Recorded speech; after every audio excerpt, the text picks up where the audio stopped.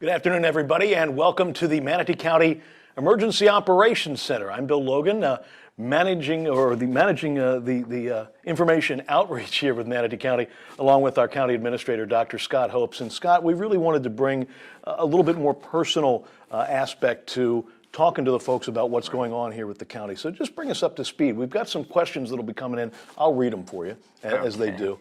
But we really have maintained a good bounce back after Ian, haven't we? We really have, and really for all the people that have been working here at the EOC, you know, we really started Saturday. So we're going into our second week tomorrow, and we were prepared for the worst. And fortunately, we really were blessed by not getting hit with what our neighbors to the south were hit with.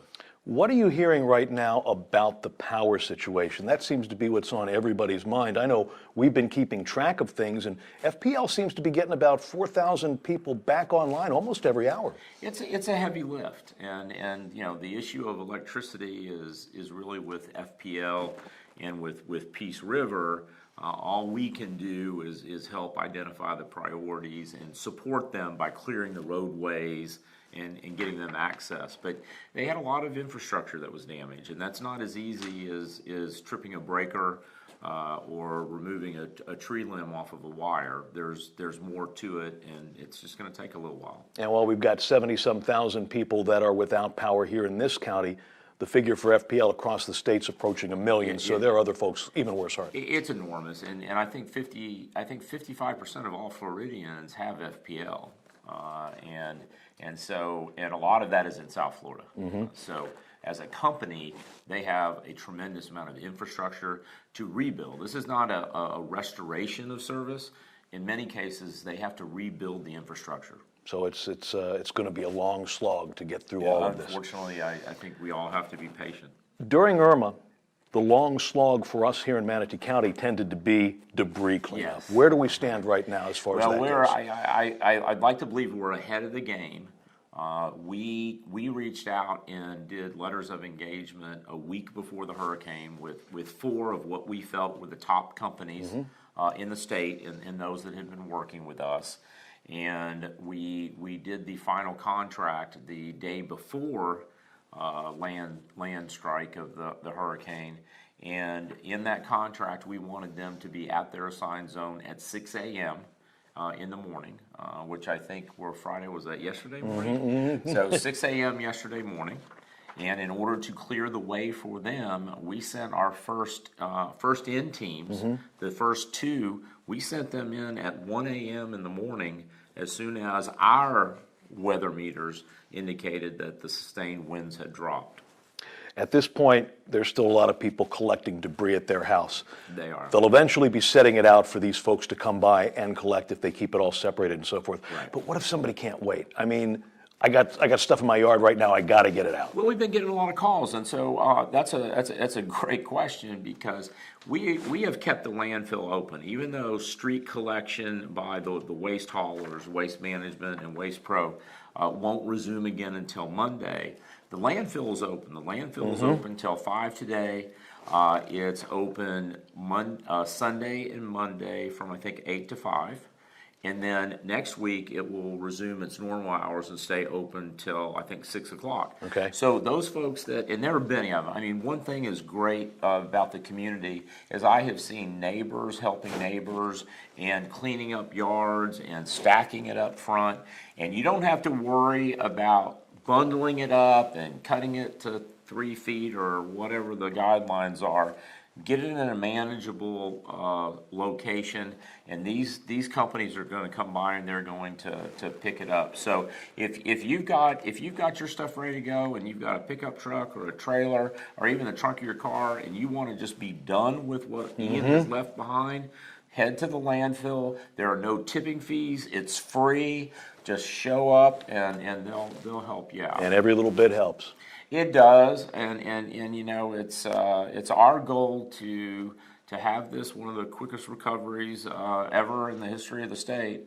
And by everybody doing their part, it's going to make a difference, and we're going to get back to normal as soon as possible. Many hands make light work, my mom used to say. Patty is asking us about the lift station situation. She's getting some conflicting neighbors information, folks on social media. What is the bottom line on a lift station Well, deal? the most important thing is to understand what a lift station does. And like when you flush your toilet or you take a bath and it goes down the drain, we have a variety of lift stations that actually lift up all that waste in order to move it along the infrastructure to our wastewater treatment plant. Because all of it is gravity fed throughout the entire sewer Gravity line. fed, but there are some areas where you got to move it up, Right. so then it can feed, with gravity down. So we're not a flat area here. So the lift stations are somewhat complicated. They're electric, which is the big part, and we all know there's a power issue. Which means our lift stations, many of them don't have power to operate. They've got computer sensors and things like that in them. And so we had about 200 lift stations out of about 750 that had critical issues. And we had another 200 that we weren't sure whether it was the telemetry that communicates with our system or whether they just had one simple issue that we could address. So we sent out at 2 a.m. Yesterday morning the utilities teams to begin bringing the lift stations back into operation so that we could get water restored. And so we're ahead of it. They're working as fast as they can. And we've got the islands turned back on, so water and lift stations are operational there. We're adding generators to the lift stations that need power, rather than wait for power to be restored. And so those generators have to be taken out onto those sites. And hooked up. Yeah, couldn't get them out there during the storm. Other generators are being deployed for traffic signals across the county. That was another issue. We had a number of traffic signals that went down or were not powered. And those street lights run on electricity. And so in addition to that, rather than wait for power to be restored, we're deploying generators. Some we have on hand, others we have to source and to get these systems back up. Because the school district, in its own rules and state policies, they are not allowed to operate the buses unless all the streets, the traffic signals are functioning. So that's one reason why, if the public doesn't know, there won't be school on Monday. Partially because the schools, there were 17 schools this morning that were still without power. And we probably have 30 or more intersections, I believe, where the traffic signals aren't yet fully operational. And there are some roadways right now that are underwater and may not be above water for quite a while. Especially out east, we have a number of rivers and tributaries and creeks, especially out east. The Mayaca River is still as yet to crest. It will probably crest tomorrow. And it's already like 5 feet above flood stage. It is, and it probably is going to rise a couple more feet. So it's got a ways to go. And then once the water begins receding, it's going to take days, for it to get down. And that's because we've just had so much rain over the past several weeks that ground was already saturated when Ian got here. The ground was saturated. I can tell you that at the dam where we began before the hurricane, spilling over, to draw down the level of the dam, and then when we started getting forecasts of 12 inches, and in some areas near the eye wall they were forecasting up to 20 inches of rain. And so we have been, having to open up the dam. I think we've about got it closed now to the normal flow, but we were having to push water out of there at a pretty high rate as well because everything was backing up. So our two big issues right now are water and electricity. Yes. And the water is dependent upon the electricity for these lift stations. Can people flush their toilet across the county, or is this in individual locations where these lift stations are? Right now, really, regardless where you are in the county, be conservative. You know, the issues are great. Compounding the water issue is that we have no electricity out at our well fields out in Duet. Oh my! And so we have to draw that water up and add it to the lake water in order to produce the drinking water. Correct. Now, deploying a generator out there. Yeah. The major supplier of drinking water, potable water to Sarasota County, is also without power at some of their production plants. And so we have offered, and Sarasota's in desperate need of water. Yeah. And so we traditionally supply them with around 5 million gallons a day. Mm-hmm. They need at least 10 million gallons a day. Because of their shortfall. And in order for us to do that, we need to be able to draw water out of the wells, which have no power. So we are deploying generators tomorrow, but to get the generators out there, we have to have a road built, okay? Because so Duet these is, heavy equipment can drive out there. So, you know, what's going on here at the EOC is we're coordinating all of that. Problems are coming in. There are about 100 people that work with me to advise me on the decisions that need to be made. And then, you know, we'll be able to get up into full production to handle Sarasota's needs and our needs without that dependency on when the power grid comes back up. And likewise, we have no power at the Southeast wastewater treatment plant. And so we're deploying generators there. So when folks are at home and thinking about not having power, like I do not have power at my house. I'm learning to go back to the Boy Scout days of cold showers, but that's okay. But you can't do that with your infrastructure, you can't do it with the infrastructure. And so I'm like, you know, when I think about, and I love hot showers, I even love warm baths, and I like my jacuzzi, but I have no electricity. But I think about that, and then I think about the real problems I have to deal with, like the wastewater treatment plant, right. Producing drinking water for everybody. I then come back into reality, like not having electricity at home. I just can't focus on that when I look at needing to provide water for 440,000 people, plus about 20% of the population of Sarasota County. And when you look at things in context, Scott, I mean, we did dodge a major bullet. Oh, we did. The folks to our south in Lee and Collier and Charlotte counties. Devastating.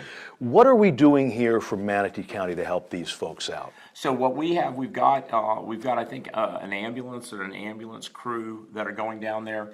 We are using the convention center to stage and house Air National Guard, large nursing teams. I think over 100 ambulances and crews are being staged and supported here in Manatee County to then move down to those areas of need in Lee and Charlotte and Collier County. The Jesse kids say hi and want to know if we can flush our toilets. Yeah. I think they're in Parish, right? I think they're in Parish. Yeah. I think they're in Parish. It's okay, but why don't you do team flushes? Team flushes. So if it's yellow, let it mellow. If it's brown, get it down. Well, take turns. I think there's 4 of them. They're great kids. And one after another should use the toilet, and then they all flush it at one time would probably help. Here's a question that I've seen a lot on our Facebook page and just people talking about this generally. Power's out. I lost all my food. What can I do? Well, you know, a couple rules when doing this, and my friends, I told them before the storm comes, turn the temperature down in your refrigerator, freezer as much as you can, and remember to open it and close it as few times as possible. But please, you know, as that temperature has dropped in your refrigerator, you know, we're only about 24 or 30 hours out from the power loss, but you know, cook what you can cook. if you have a gas grill or something like that, so that you can consume it. But eventually what's going to happen is we're going to have to start picking it up in your trash cans, and so there's going to be a lot of, unfortunately, wasted food. Fortunately, the grocery stores are open in most areas, and And they were on UPS, so that their food stayed cold in those locations. Yeah, I mean, for a the lot most was learned from Katrina and Andrew and Michael, and it's unfortunate. In the past, FEMA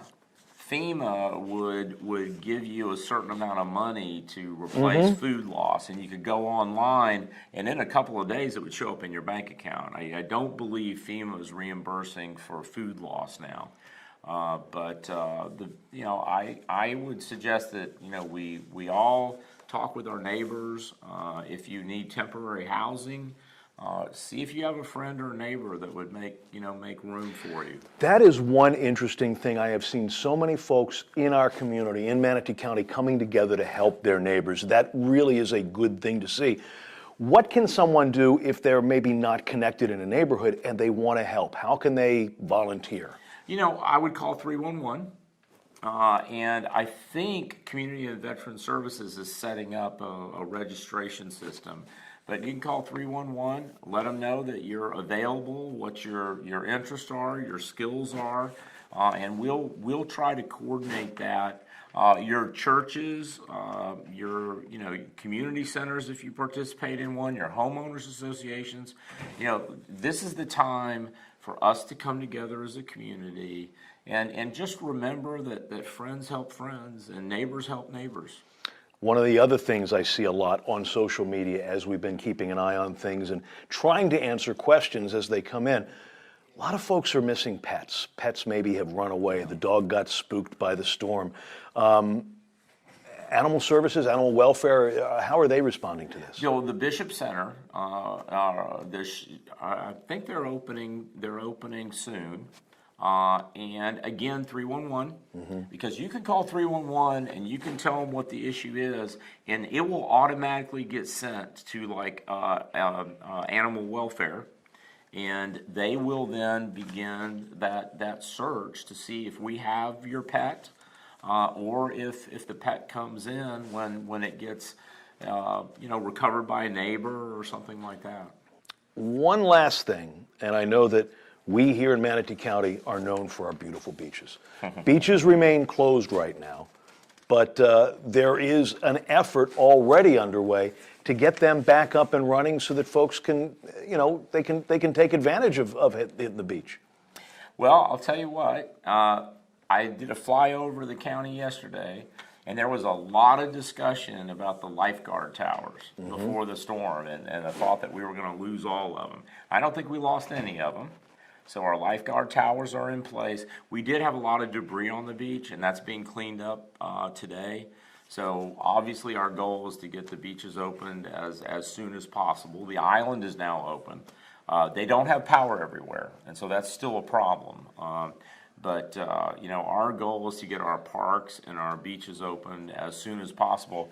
Hopefully we can get them open by Monday so that families have a place to go with their kids when the schools are closed. Yes, that would be very, very good indeed. I understand that we do have 311. That is a main source of information. And during this entire week, you've managed to keep that system up and running 24/7. Over 9,000 calls have come in. So 311 is definitely being used. But I want to point something out also, is that mymanatee.org/recover, recovery, mymanatee.org/recovery is where to go to find out all the information as we continue to update these recovery processes. Final word for folks as we head into a weekend after what has been a very long week. Be patient. We're very fortunate that we've got beautiful weather. It's on the cool side. Just try to think about the blessings that we had in missing the true wrath of Ian, and really pray and think of our neighbors to the south who really have gone through just devastation, and they've got a much longer recovery period than we. and Ian's not done. Now he's heading to the Carolinas, and it's still a bad storm. It is a bad storm. This was large and powerful, and just just a reminder of how special life is, and how fragile it can be, and how awesome Mother Nature can be as well. Without a doubt. Scott Hopes, Administrator here for Manatee County, thank you very much. Thank you, sir. Appreciate it. And thank you for joining us on Facebook Live on this Friday afternoon. We'll try and have updates for you throughout the day at mymanatee.org and also on this Facebook page. Thanks for joining us.